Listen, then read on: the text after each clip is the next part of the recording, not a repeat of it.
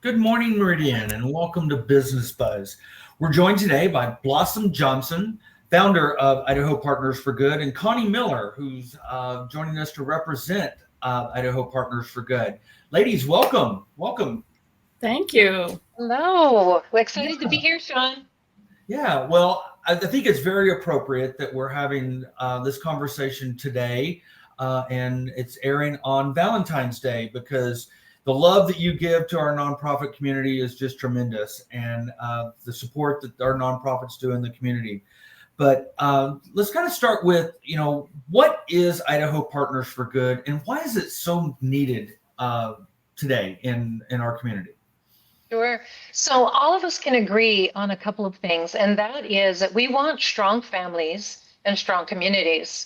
And so the reason why I started Idaho Partners for Good is really because my purpose in life is to improve the well-being of families and children. And the best way to do that is through the nonprofit sector and helping them get stronger, healthier, and better equipped to do more of what they do best.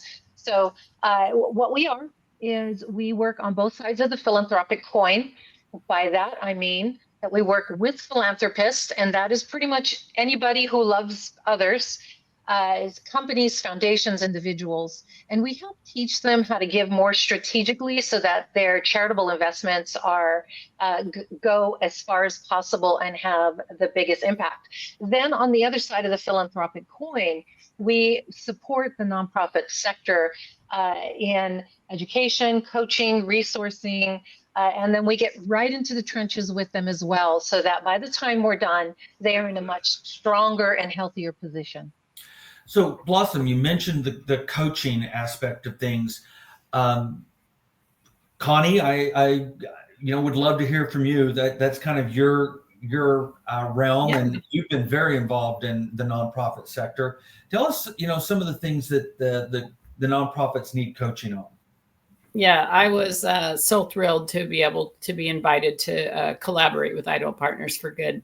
So in my career, I've served on so many boards and served in the nonprofit world. And there is so much education and coaching that can be had, just like in the business world in general, around leadership and board development. Our nonprofits are mostly run by all volunteer boards of directors, and they come from all walks of life and all different levels of experience. So it's been fabulous to be able to coach and mentor the leaders of our nonprofit organizations, but also provide tools and resources for the boards. Yeah. Blossom, looking at your website, looks like you have just a wide variety of consultants, partners that you bring to the group. How is Idaho Partners for Good different from maybe other, consultants or agencies in our area? Sure. So our mission is to reinvent how people give, share their expertise, and do greater good together. And by that, we mean that our nonprofit really relies on the collective wisdom of experts. So we have over 100 different people who are involved in what we call capacity building, and that is a pro bono service for our nonprofit sector. But we also know that we have to lead by example, which means that when we talk to nonprofits about monetizing what they do so that they don't have to rely on grants all the time, we lead in that space by using our consulting expertise with for-profit clients, and then we keep a percentage of that. So we've got about 100 capacity builders, and then we have about 30 or more consultants that we deploy in paid contracts, and that funds the nonprofit work that we do. So, who is maybe the ideal customer or nonprofit organization that you're looking to help? What is that ideal organization? So there is every type, color, issue of nonprofit out there.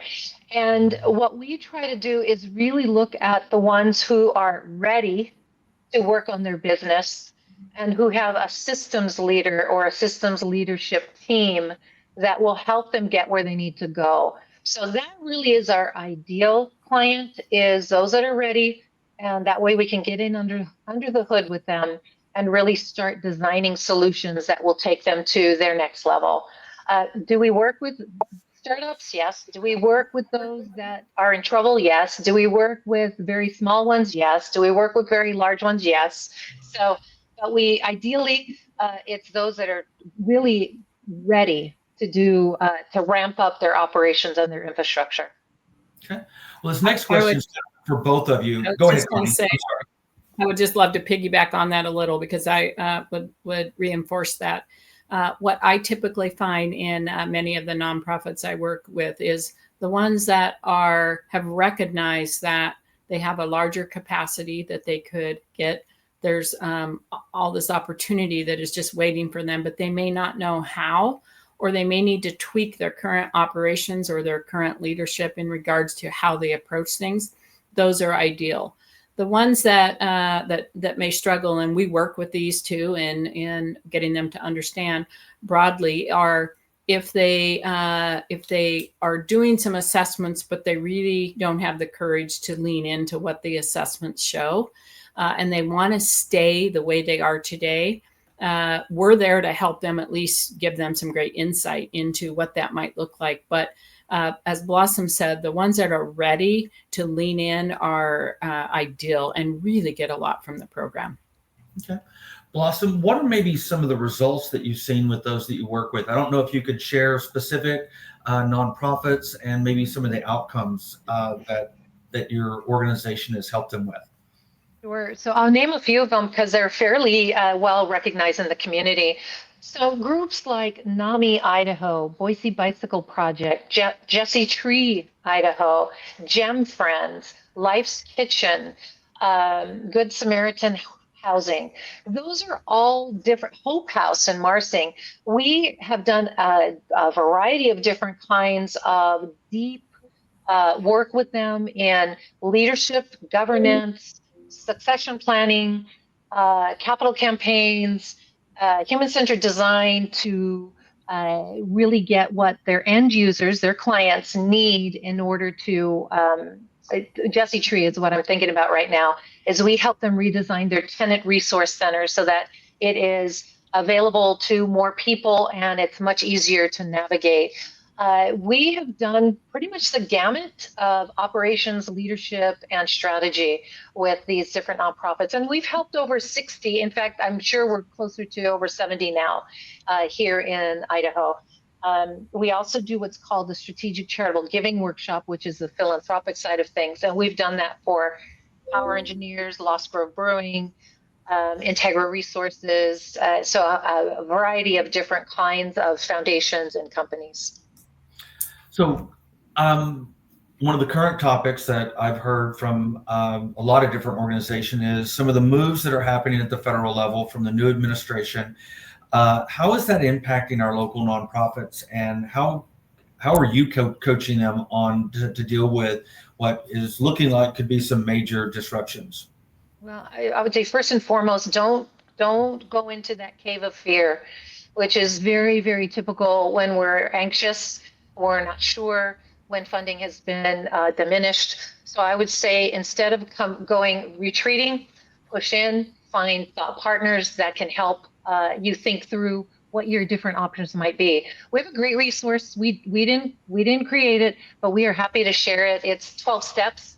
It's a checklist that could help them start taking a look at their infrastructure so that they can see where they really need to, the things they really need to fix right now to help stabilize them so that they can keep their doors open and keep thriving. So first of all, don't go into a place of fear, push into thought partnership with others, and then look for, we're great at solutioning. So, go look at our content on our YouTube channel, on our website. But Connie, I'm interested to hear what you say about that. Yeah, so I would say that we tend to be reactive, and we're carrying a lot of hats and wearing a lot of hats, and we're doing a lot of projects and have a lot of needs. So what I would lean in is piggyback on this is one of the things that Idaho Partners for Good does is offer this incredible ability to think strategically, and a lot of our consultants do that to help you get strategic. And so these are things we should be thinking about regardless of what's going on in the economy today. We should always be thinking about even in the business, in private sector. If the biggest competitor moves in next door, what's our business plan?